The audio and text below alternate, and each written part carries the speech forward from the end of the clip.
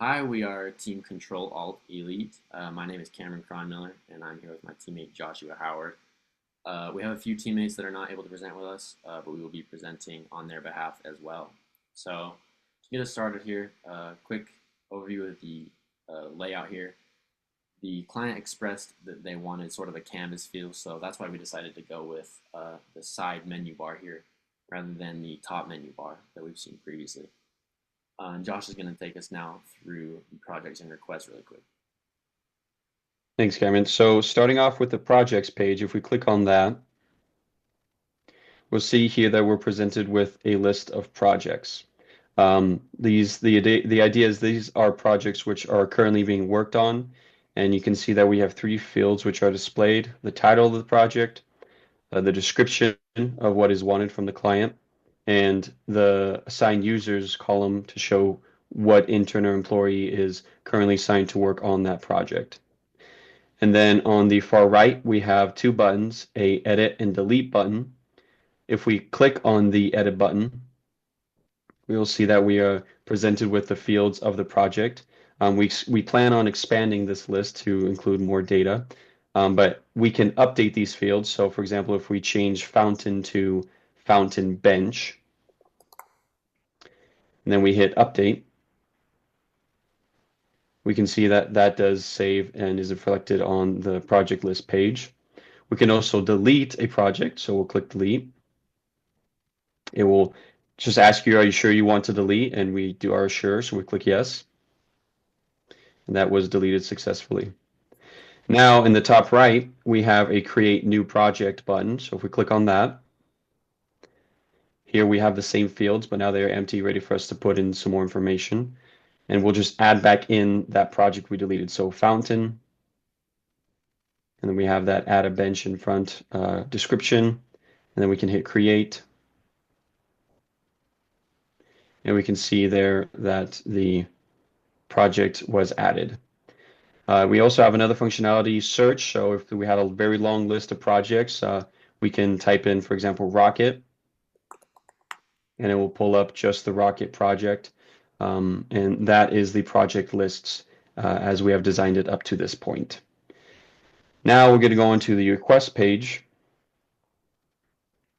And here is the list of requests, meaning the list of messages coming from clients of what they want to be created from the Content Center for the manager or admin to review and accept or reject as needed. We only have two columns here, which is the title and the description of what is needed.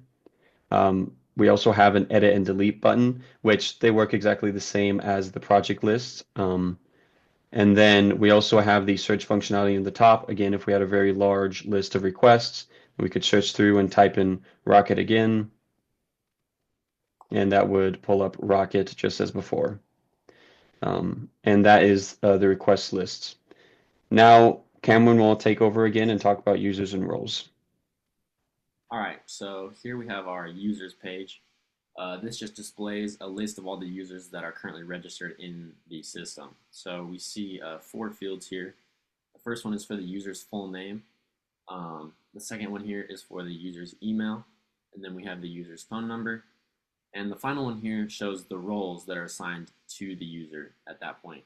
So right now, our first user here is assigned admin, client, and customer privileges. And we can see further down we have just admin or just customer. And then the next functionality we have here is lock and unlock. So rather than delete a user from the system completely, just to keep their history, we have a lock unlock button.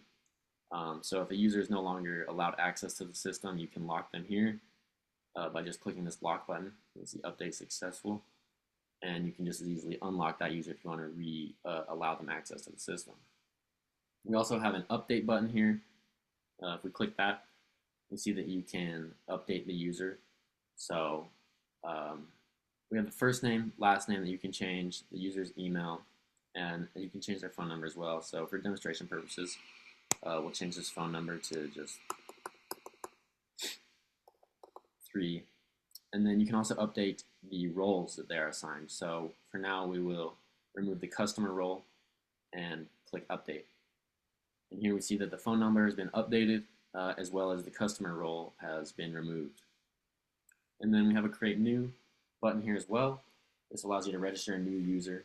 You just fill out the fields here, first, last name, email, phone number, and then a password, and hit register, and that will display the user on the user list here and create an account for them in the system. So that's the user page. Next up, we have roles.